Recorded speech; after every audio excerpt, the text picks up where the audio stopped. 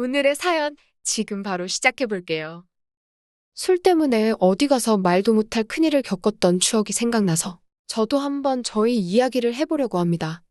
자랑할 만한 일은 아니기에 누구에게도 말한 적은 없는데 익명이 보장되는 이곳이라면 마음 놓고 이야기를 해도 걱정이 없겠네요.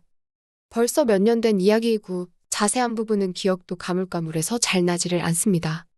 당시 만나던 여자친구와 있던 일화인데 그 여자친구에게는 여전히 비밀로 간직한 이야기이긴 하지만 지금은 알고 있지도 않을까 그런 생각이 드네요. 술 취하면 개가 된다는 말이 딱 저를 위한 말이라고 생각했습니다. 그때는 술 잘 마시는 게 자랑거리고 멋진 거라 생각했던 철없던 시절이었기 때문에 보통 한번 술을 마시기 시작하면 다음날에 필름이 안 끊기면 술을 좀 덜 마셨구나 생각할 정도로 틈만 나면 술 마시고 취하는 게 일상이던 시절이었지요. 아무튼 그 당시에는 지금 다니는 회사가 아니고 경력 쌓겠다고 들어간 회사에서 일을 할 때였는데 교통이 워낙 불편하던 곳이라서 회사랑 가까운 곳에 자취방을 구해서 지내고 있었습니다. 근처에 공장도 많고 땅값도 싼 지역이라 중소기업도 많이 위치한 지역이었습니다. 그리고 가까이에 대학교가 딱 한 개 있었는데 어떻게 근처에서 술 먹다가 알게 된 여자하고 이렇게 저렇게 잘 풀려서 연애하는 사이가 되었습니다. 여자친구는 그 학교에서 공부를 하던 대학생이었고요. 여자친구는 당시에 대학교 기숙사에서 지내고 있었는데 하루는 저희 집에서 신세를 져도 되느냐 묻더라고요. 안 된다고 할 이유가 없었지요. 잠은 한숨도 안 재울 거라고 준비 단단히 하고 오라고 너스레를 떨고 있는데 그것 때문에 저희 집에서 자는 게 아니라 저한테 부탁이 있다고 하는 겁니다. 본가에서 자기 이모가 놀러 오는데 자기가 기숙사다 보니 이모가 자고 갈 곳이 없다고 저희 집에서 신세 좀 져도 되겠냐고 하더군요. 당시에 제가 자취하던 게 어쩌다 보니 좋은 조건으로 투룸짜리 빌라를 빌려서 살고 있었는데 방이 하나가 비다 보니 그 방에서 자기를 자기 이모와 같이 하루만 재워줄 수 있냐고 묻더라고요. 김이 새기는 했는데 그날만 날도 아니고 이렇게 여자친구 한번 집에만 들여서 재워주면 저한테도 앞으로 나쁠 게 없고 자연스럽게 우리 집에서 자고 가라는 말을 할 수 있겠다 싶어서 그러라고 했습니다. 이모라고 해서 저는 엄마뻘 되는 사람이 올 줄 알았는데 이모가 무슨 언니라고 해도 무방할 정도로 젊은 사람이라 놀랐습니다. 지방에서 나레이터 일을 하고 있다고 하는데 할아버지가 재혼을 하면서 늦둥이로 가진 이모라서 나이 차이가 자기랑 얼마 나지 않는다고 하더군요. 거기에 할아버지 부탁으로 어머니가 이모를 아기 때부터 돌봐주면서 자기랑은 자매나 마찬가지로 지냈다고 하더라고요. 나레이터 일을 해서 그런지 미모도 미모인데 춤을 춰서 그런가 군더더기 없는 모습이 인상 깊었습니다. 여자친구한테 지나가는 말로 너네 이모가 너보다 더 이쁘다라고 농담 한마디 건넸는데 여자친구가 질투를 한 건지 제 등짝을 세게 때리더라고요. 아무튼 여자친구도 미모가 어디 빠지는 사람은 아니었는데 모델급 정도 되는 여자 2명을 끼고 돌아다니니 주변 남자들이 저를 부러워하듯 쳐다볼 정도였습니다. 물론 그 시선이 제가 아니라 눈부시게 예쁜 두 여자한테 향한 것이겠지만 왠지 그 두 여자들과 같이 있는 저를 시기 질투하는 듯한 느낌이 들어서 왠지 모르게 어깨에 힘이 들어가더군요. 누가 뭐래도 그 여자들하고 같이 걷고 있는 건 다른 사람이 아니라 바로 저였으니 말이지요. 아무튼 같이 근처에 있는 호프집으로 가서 간단하게 술을 한잔 했습니다. 여자친구 이모한테는 멀리서 여기까지 무슨 일이냐고 물었는데 여자친구가 지금 자기가 구상 중인 사업이 있어서 그것 때문에 이모가 도와주러 온 거라고 하더라고요. 지금이야 인터넷에서 아무나 장사할 수 있게 플랫폼이 잘 되어 있지만 그때는 그렇지가 않았습니다.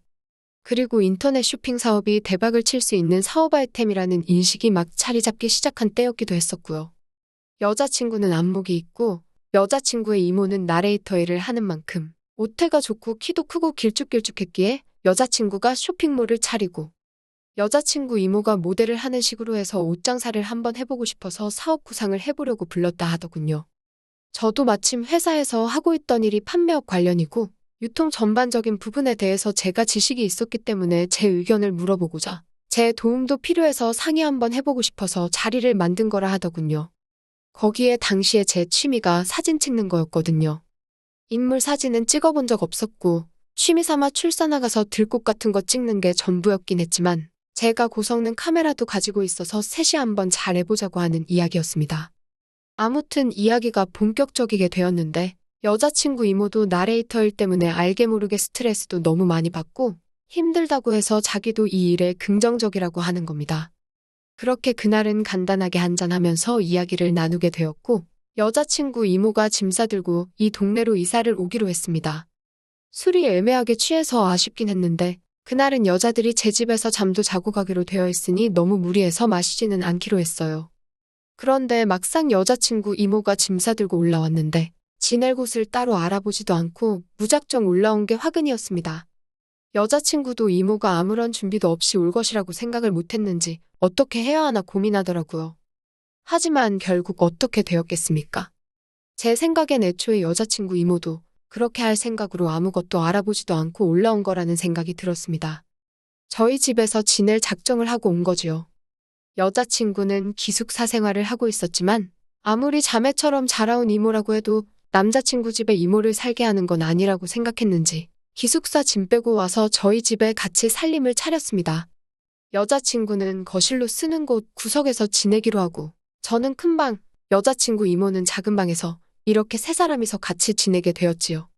저는 회사 일이 있었기 때문에 많이 도와주지는 못했지만 두 사람이서 아주 열심히 하는 것처럼 보이더군요. 원래 혼자 지낼 때는 집에서 반주도 자주 했는데 같이 살게 되면서 술을 못 마시게 되니 그게 참 불편했습니다. 이제 어느 정도 여자친구 사업이 가닥이 잡히고 시범 케이스로 몇 개 물건을 팔아보기 위해서 제가 사진을 찍어줬습니다. 인물 사진은 처음 찍어보긴 하는 건데 카메라 안에 담기는 여자친구 이모의 미모가 보통이 아니더라고요. 아무튼 그렇게 시범타로 물건을 올려서 팔기 시작했고 예상외로 반응이 좋아서 몇 번 안 되긴 했지만 물건을 전부 매진시키게 되는 기염을 토하게 되었습니다. 그때는 아주 사업이 잘 될 거라고 잔치 분위기였고 그 분위기에 술이 빠질 수는 없었지요. 기쁜 날이기도 하고 어쨌든 이 성공에 저도 한몫 보탬이 되었다 싶어서 고주망태가 될 때까지 술을 마시게 되었습니다.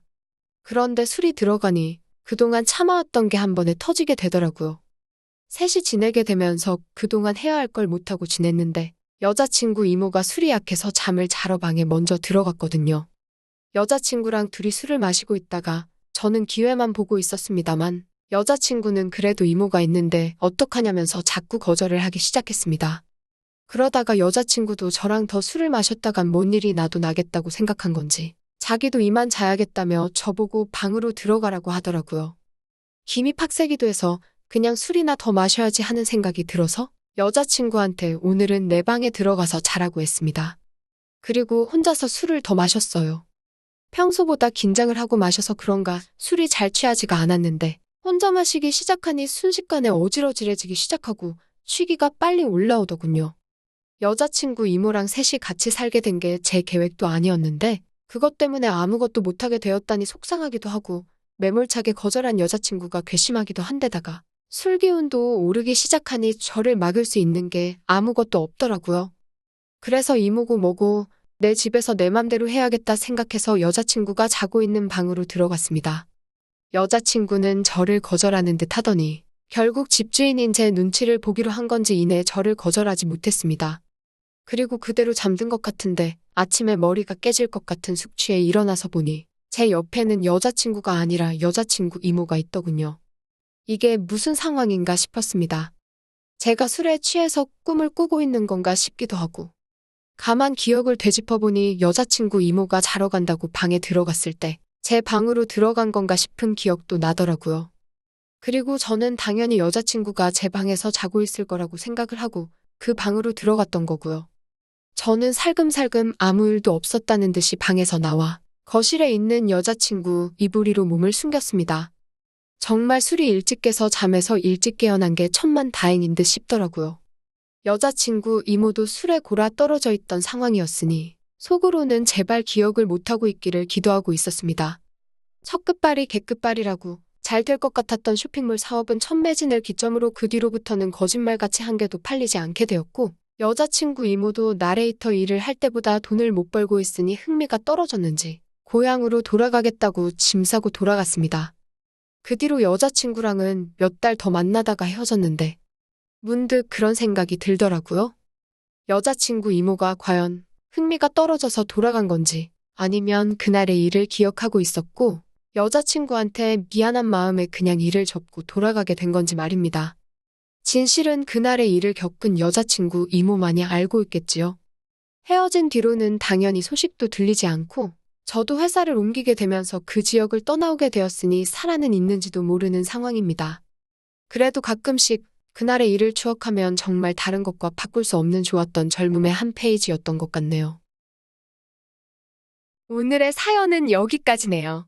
긴 사연 끝까지 들어주셔서 감사합니다. 구독과 좋아요 잊지 말아주세요.